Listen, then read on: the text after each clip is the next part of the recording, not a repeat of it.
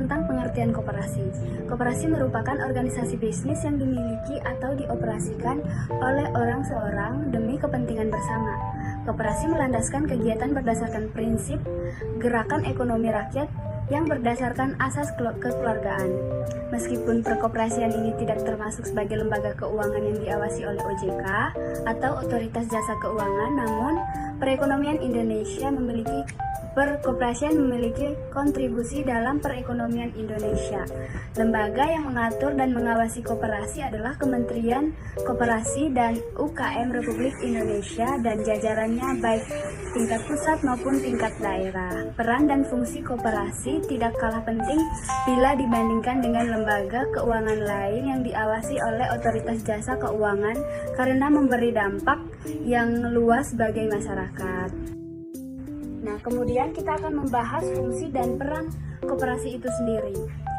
Merujuk pada undang-undang tersebut, pasal 4 dijelaskan bahwa fungsi dan peran koperasi yang pertama adalah meningkatkan kesejahteraan ekonomi dan sosial anggota koperasi dan masyarakat dengan mengembangkan potensi dan kemampuan ekonomi yang dimiliki oleh anggota koperasi.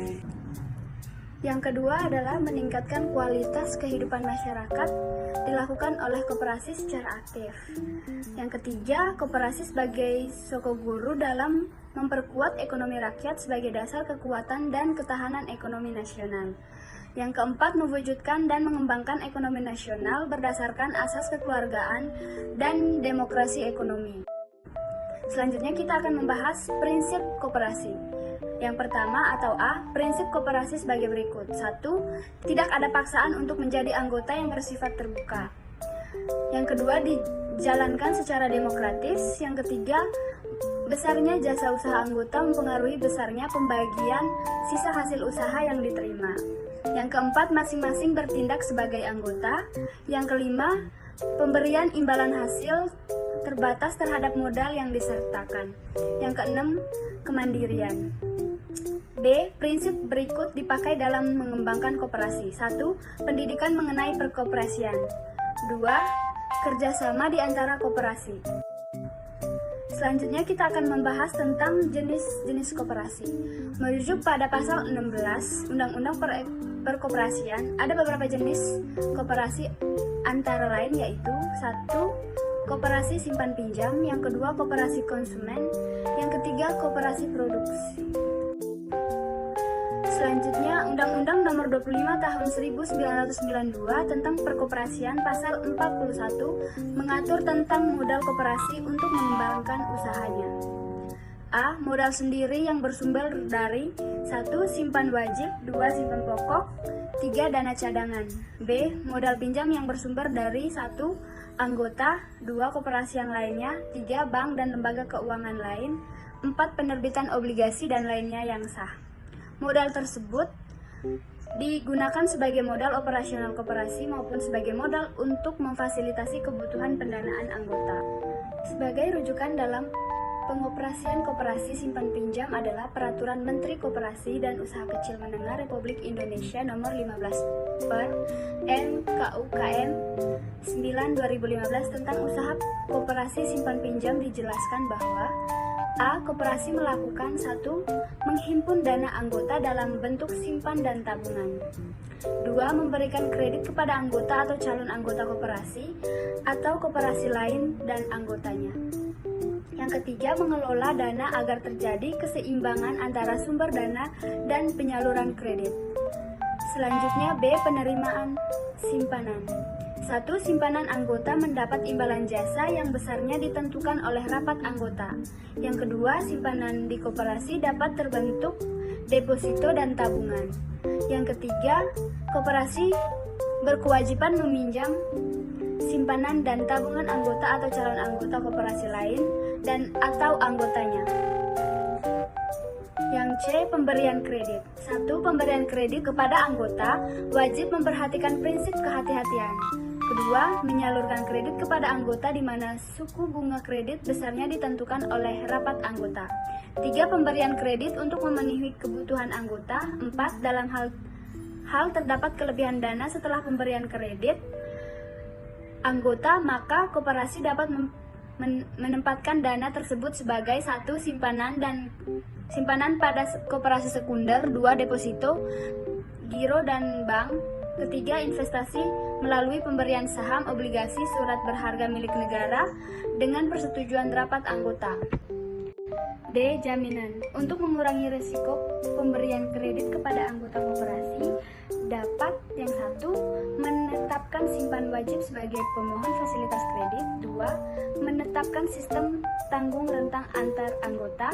Tiga, menetapkan jaminan atau agunan berupa harta benda tidak bergerak atau hak tagih atas proyek yang dibiayai oleh kredit yang bersangkutan.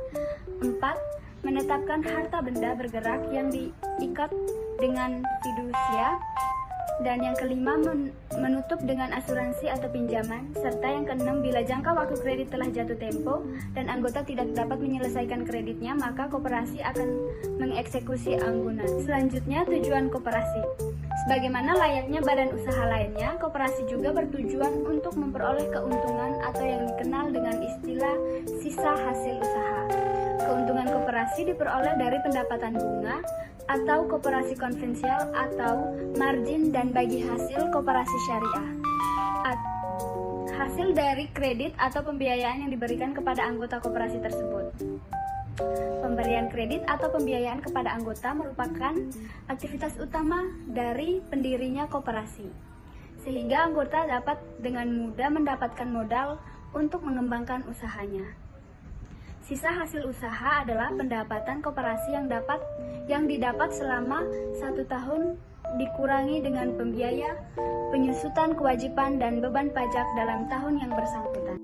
Pengertian anjak piutang. Otoritas Jasa Keuangan melalui POJK nomor 35 atau POJK 5 atau 2018 mengenai perusahaan pembiayaan disebutkan bahwa anjak piutang adalah aktivitas pembiayaan di mana piutang usaha perusahaan dibeli atau diambil alih oleh perusahaan anjak piutang untuk menyelesaikannya.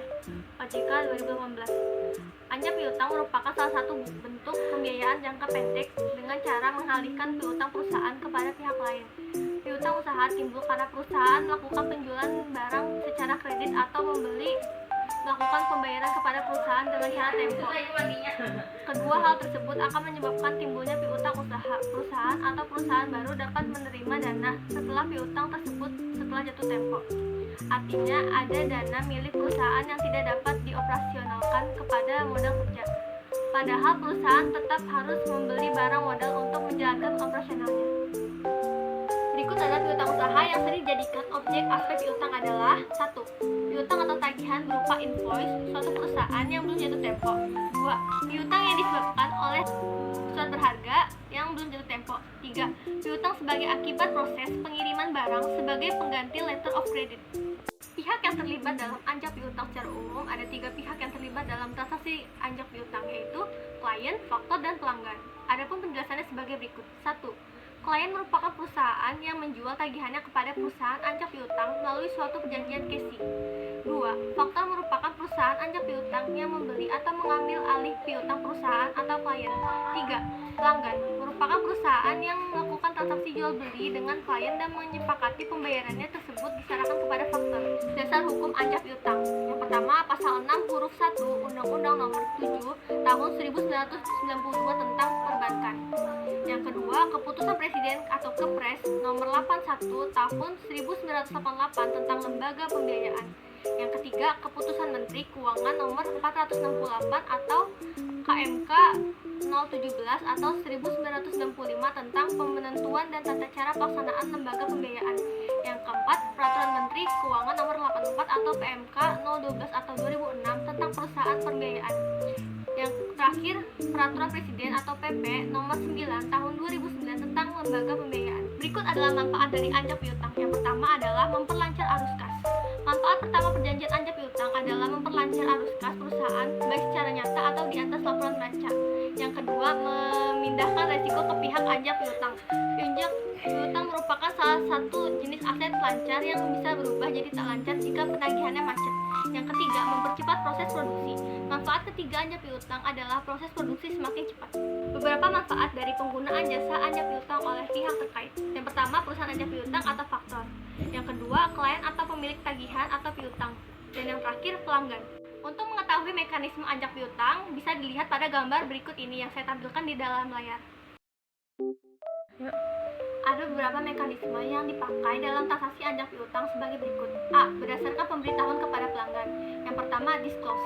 Proses pengalihan piutang kepada perusahaan ajak piutang diketahui oleh pelanggan. Dengan begitu, perusahaan ajak piutang memiliki hak tagih kepada pelanggan. Yang kedua, undisclosed. Proses pengalihan piutang kepada perusahaan ajak piutang tanpa diketahui oleh pelanggan. Dengan begitu, reputasi klien tetap baik meskipun sedang dalam keadaan membutuhkan dana masuk. Pemberitahuan dapat dilakukan jika terjadi pelanggaran terhadap kesepakatan dan atau faktor menghadapi risiko. B. Berdasarkan tanggung jawab atau kesiapan menanggung risiko. Yang pertama ada with research. Proses pengalihan piutang dari klien kepada faktor mengandung risiko terhadap faktor seperti pelanggan tidak dapat menyelesaikan tagihannya. Bila yang menanggung risiko tersebut adalah klien, maka perjanjian ajak piutang dikatakan with research. Yang kedua ada without research. Dalam hal perusahaan ajak piutang atau faktor menanggung semua risiko bila tagihan tidak terbayar, maka perjanjian ajak piutang tersebut dikatakan without research. C. Berdasarkan jasa yang ditawarkan. Yang pertama ada full service factoring. Jasa yang diberikan oleh perusahaan ajak piutang, baik jasa pembiayaan maupun non pembiayaan, termasuk kesanggupan untuk menanggung risiko kredit macet. Yang kedua, bulk factoring.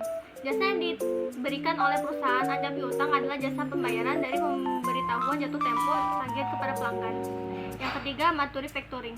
Jasa yang diberikan oleh perusahaan ajak piutang menjadi pihak yang memberikan perlindungan atas risiko kredit dan tidak memberikan jasa pembiayaan atau lebih fokus pada pengelolaan kredit saja. Yang keempat, invoice discounting. Jasa yang diberikan oleh perusahaan ajak piutang hanya jasa pembiayaan, tidak yang lainnya. Yang terakhir ada advance payment. Jasa yang diberikan oleh perusahaan ajak piutang berupa pembayaran di muka sebesar 80% dari nilai faktur kepada klien.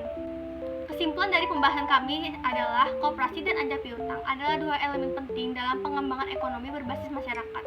Koperasi sebagai bentuk organisasi ekonomi menitikberatkan pada kepemilikan kolektif dan partisipasi anggota dengan tujuan meningkatkan kesejahteraan anggota.